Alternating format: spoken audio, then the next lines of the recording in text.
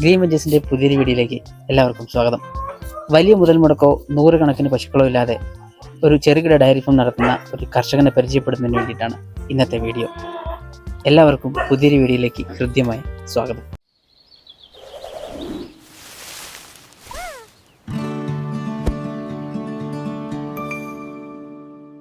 ഇന്നത്തെ വീഡിയോയിൽ നമ്മളോട് കൂടെ ചേരുന്നത് മാനന്തവാടി കുണ്ടർനാട് പഞ്ചായത്തിൽ പുതുശ്ശേരിയിൽ വീട്ടിയാമറ്റ പുളിക്കമൽ ജോസഫ് ആണ് എന്നാണ് എൻ്റെ പേര്.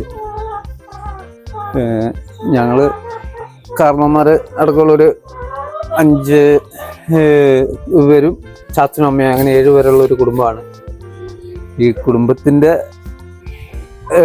ദൈനംദിന ചെലവുകൾ ഈ നമ്മൾ ഫാമിൽ നിന്നാണ്. അപ്പം നമുക്കെന്ന് പറഞ്ഞാൽ താഴെ ഒരു പുഴയും ഇതൊക്കെയാണ്.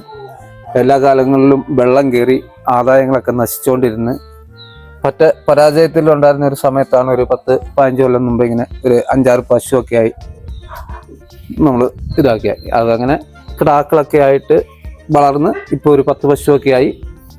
നമ്മുടെ ഉപജീവനം ഈ ഇതുകൊണ്ട് തന്നെയാണ്. എത്ര വർഷമായിട്ട്? ഒരു 12 മുതൽ 2012 തൊട്ട് നമ്മൾ പശു ആണ് മെയിൻ. അതുവരെ എന്ന് പറഞ്ഞാൽ 1-2 പശുവൊക്കെ ഉണ്ടായിരുന്നുള്ളൂ. 12 തൊട്ടിട്ട് 6 പശു ഉണ്ടായിരുന്നു. ഇപ്പം എന്താക്കുന്നു 10 പശുവായി. എങ്ങനെയാ ഡെയിലി ലൈഫൊക്കെ എങ്ങനെയാ? രാവിലെ നമ്മൾ എന്താക്കുന്ന ഒരു 4:30 ആകുമ്പം എണീറ്റ് കുളിപ്പീരും ഒക്കെ കഴിഞ്ഞ് 6 മണിയാകുമ്പോൾ ഇവിടെ വന്ന് പാലെടുത്ത് പോകും. 6 മണിക്കുള്ളിൽ നമ്മൾ പാലളക്കും. അതുപോലെ തന്നെ വൈകുന്നേരവും 6 മണിയാകുമ്പം പാല് വണ്ടി ഇവിടെ വരും. ഇവിടെ നിന്ന് തന്നെ എടുത്തിട്ട് പൊക്കോളും. പുതുശ്ശേരി സൊസൈറ്റിയിലാണ് വണ്ടിയാണ് വരിക. പിന്നെ രാവിലെ ഒരു നേരം ഭക്ഷണം കൊടുത്തു കഴിഞ്ഞാൽ പിന്നെ വൈകുന്നേരം ഉള്ള ഇതേ ഉള്ളൂ. അതിൻ്റെ ഇടയ്ക്ക് ഭക്ഷണം അങ്ങനത്തെ ഇതൊന്നുമില്ല. രാവിലെ തീറ്റിട്ട് കൊടുത്തിട്ട് നമ്മൾ വേറെ നമ്മുടെ പരിപാടി എന്തെങ്കിലുമൊക്കെ ഉണ്ട് പോകും. പിന്നെ നമുക്കൊരു ഡോക്ടറുണ്ട് മക്കിയാട്, നല്ല ഡോക്ടറാണ്. വിളിച്ചാൽ അന്നേരം തന്നെ ഓടിയെത്തും. എല്ലാവിധ ഇതും. പിന്നെ മരുന്നൊക്കെ നമ്മൾ മേടിക്കേണ്ടതുണ്ട്. ആശുപത്രിയിൽ ഇല്ലാത്തത് മാത്രം മേടിച്ച് കൊടുക്കണമെന്നേ ഉള്ളൂ. ഡോക്ടറോട് എപ്പോൾ വിളിച്ചാലും ആ ഡോക്ടർ ഉള്ളത് കൊണ്ട് മാത്രമാണ് നമ്മളിത് ഇവിടെ നിന്ന് പോകുന്നത്. ഈ തൊണ്ടർനാട് പഞ്ചായത്തിൽ നമ്മൾ ഫാമുകാർക്ക് പറയാൻ ആ ഡോക്ടറെ ഒരു നല്ലൊരു ഡോക്ടറാണ്, അരുൺ ഡോക്ടറാണ്.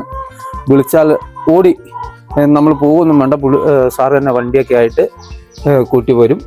ആ വണ്ടിക്കൂലി മാത്രം മേടിച്ചിട്ട് സാറ് പോവുക. കാലിത്തീറ്റ ചോളം എത്ര നേരം കൊടുക്കും? 2 രാവിലെ ഒരു നേരം കാലിത്തീറ്റ കൊടുക്കും. വൈകുന്നേരം അതുപോലെ കറവ കഴിഞ്ഞിട്ട് കാലിത്തീറ്റ കൊടുക്കും. പുല്ലും ഈ കറവയൊക്കെ കഴിഞ്ഞ് കഴിയുമ്പോൾ പുല്ലും കൊടുക്കുക. ഈ ചേട്ടൻ ആരൊക്കെ സഹായിക്കുന്നത് ജോലിയിലൊക്കെ? എല്ലാവരും ഉണ്ട്. ചാച്ചനും അമ്മയും ഇവിടെ എല്ലാവരും, വൈഫാണേലും എല്ലാവരും കൂടി. അല്ലാതെ പുറമേ നിന്ന് ഒരു പണിക്കാരോ അങ്ങനെയൊന്നുമില്ല. സ്വന്തം വീട്ടിലുള്ള കുടുംബത്തിലെ എല്ലാവരും കൂടി. ശരിക്കും പറഞ്ഞാല് നിത്യ ചെലവിനുള്ളത് ശരിക്കും നമുക്ക് ഈ ഒരു തൊഴുത്തിൽ നിന്ന്. അപ്പം കാരണന്മാരാണേലും പ്രായമൊക്കെ ആയാലും അവര് കാര്യങ്ങളൊക്കെ നോക്കുവോ ഇതാക്കുകയൊക്കെ ചെയ്യും, അവരെ കൊണ്ട് പറ്റുന്ന പോലെ. പിന്നെ വൈഫുണ്ട്. ഞങ്ങൾ വേറെ പരിപാടിയൊന്നുമില്ല. ഈ ഇതുമായിട്ട് ഇങ്ങനെ കൂടുന്നു. പണിക്കാരൊന്നും വെച്ച് കഴിഞ്ഞാൽ ഉണ്ടാവില്ല. നമ്മുടെ കുടുംബ ചെലവുകൾ നടന്നു പോകില്ലോ. കാരണം വേറെ ഇതിലേക്കൊന്നും പോകാൻ പറ്റാത്തതുകൊണ്ട് ഇത് തന്നെ. തീറ്റക്രമങ്ങളും കാര്യങ്ങളൊക്കെ എങ്ങനെയാ? തീറ്റ നമ്മൾ പുല്ല് നട്ടിട്ടുണ്ട്. താഴെയുണ്ട് 1 ഏക്കർ. പിന്നെ വയലിലുണ്ട് 1-2 സ്ഥലത്തായിട്ട് പാട്ടത്തിനടുത്തും ഒക്കെ ആയിട്ട് പുല്ല് നട്ടിട്ടുണ്ട്. അത് പോയി ചെത്തി വണ്ടി അതിൽ കൊണ്ടുവരും. രാവിലെ തീറ്റ കൊടുക്കും. പിന്നെ കാലിത്തീറ്റ നമുക്കിപ്പോൾ ഒരു 60% എന്താക്കുന്ന കാലിത്തീറ്റ സൊസൈറ്റിയിൽ നിന്ന് എടുക്കുക. ഈ പാലിൻ്റെ 60% പൈസയോളം കാലിത്തീറ്റയല്ല വരിക. ബാക്കി ഒരു 40% നമുക്ക് ബാക്കിയായി കിട്ടും. ഒരു ദിവസം ഒരു 80 ലിറ്റർ പാല് അളക്കാൻ പറ്റുന്നുണ്ട്. ഫാമിലൊരു കാലിത്തീറ്റ ഇനത്തിൽ തന്നെ നമ്മളൊരു 50,000 രൂപേൻ്റെ കാലിത്തീറ്റ ഒരു മാസത്തേക്ക് വേണം.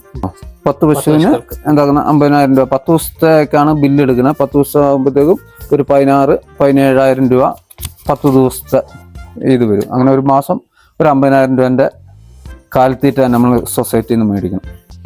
90,000 രൂപേൻ്റെ ഒക്കെ പാല് നമ്മൾ കൊടുക്കും. ഒരു 40,000 രൂപ നമുക്കൊരു മാസം മിച്ചം ഉണ്ടാവും. ഒരു ചെറിയ ഫാം നടത്തുമ്പോൾ അതിൽ ഒരു വലിയൊരു വെല്ലുവിളി എന്ന് പറയുന്നത്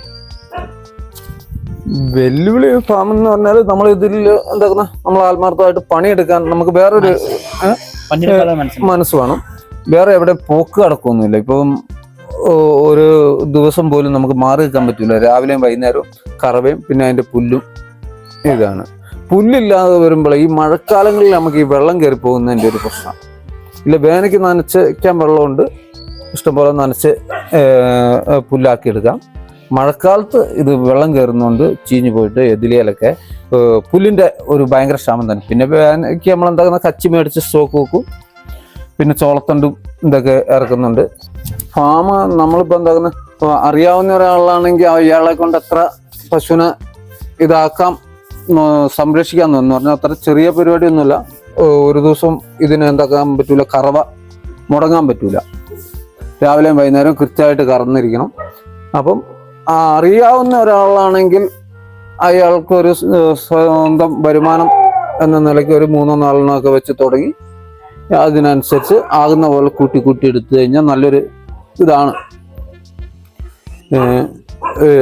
ശരീരം കൊണ്ട് നല്ല നയിപ്പുണ്ട്, അധ്വാനമുണ്ട്, മനസ്സും നല്ല ഇതിനെ നോക്കാനുള്ള മനസ്സൂടെ ഉണ്ട്.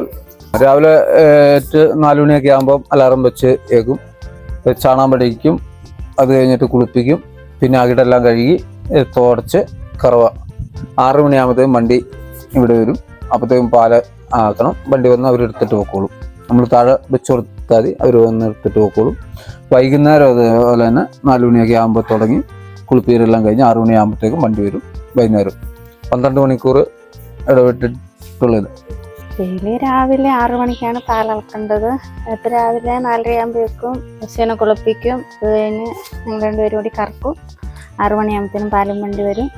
അത് കഴിഞ്ഞ് പാല് ഇതായി കഴിഞ്ഞ് പിന്നെ പശുവിനെ തീറ്റ എല്ലാം കൊടുക്കും. കാലിത്തീറ്റ എല്ലാം ഇതാവും. അത് കഴിഞ്ഞ് പിന്നെ തീറ്റയിട്ട് 10 മണിയാകുമ്പോഴത്തേനും എല്ലാ തീറ്റയും കൊടുത്തു കഴിയും. അത് കഴിഞ്ഞ് പിന്നെ ഞങ്ങൾ 4 മണിക്കാണ്. അതിൻ്റെ ഇടയിലുള്ള ചാണാനും അങ്ങനെയുള്ളതെല്ലാം നോക്കുക. അത് കഴിഞ്ഞ് പിന്നെ 4 മണി ആകുമ്പോൾ തൊഴുത്തിൽ കയറുക. വൈകുന്നേരത്തെ ചേട്ടനെ സഹായിക്കുന്നു.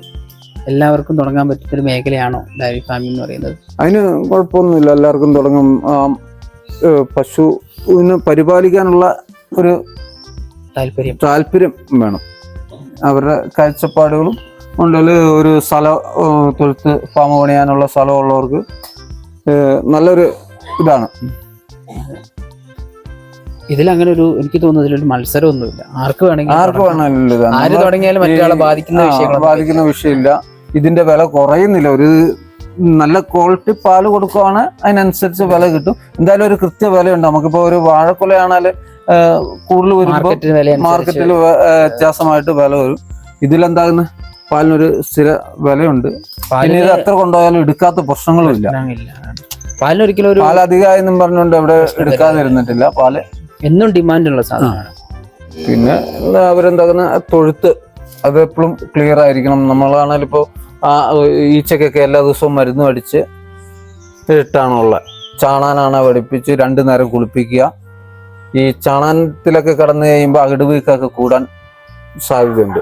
അതുപോലെ കറവ കഴിഞ്ഞിട്ട് നമ്മൾ തൊഴുത്തെല്ലാം അഴുകിയിടുക. ഈ കറക്കുമ്പോൾ എന്താകുന്ന പാല് തെറിച്ച് വീഴാൻ സാധ്യതയുണ്ട്. ഈ മിഷൻ വെച്ചിട്ടെല്ലാം ഞങ്ങൾ ഒരു ചെറിയ മെഷീനേ ഉള്ളൂ. അപ്പോൾ ഈ സ്പീഡിൽ കറക്കുമ്പോൾ ബക്കറ്റിൽ നിന്ന് പുറത്തേക്ക് തെറിക്കും. അപ്പോൾ ആ പാലെല്ലാം കൂടെ തൊഴുത്തിൽ തന്നെ കിടന്നു കഴിഞ്ഞാൽ എന്താകും, ഇത് കിടക്കുമ്പോൾ അണുബാധ ഉണ്ടാകാനൊക്കെ സാധ്യതയുണ്ട്. അപ്പോൾ കറവ കഴിഞ്ഞിട്ട് നമ്മൾ തൊഴുത്തൊക്കെ കഴുകിയിടുക. പിന്നെ രാവിലെയും വൈകുന്നേരമൊക്കെ ഈ മരുന്നടിച്ചാലും ഉണ്ടാവും. എന്നാലും ഈ കൊതുകുതിരി അങ്ങനെയുള്ള സാധനങ്ങളൊക്കെ ഇതിൽ പുകയ്ക്കുക ഒക്കെ ചെയ്യും.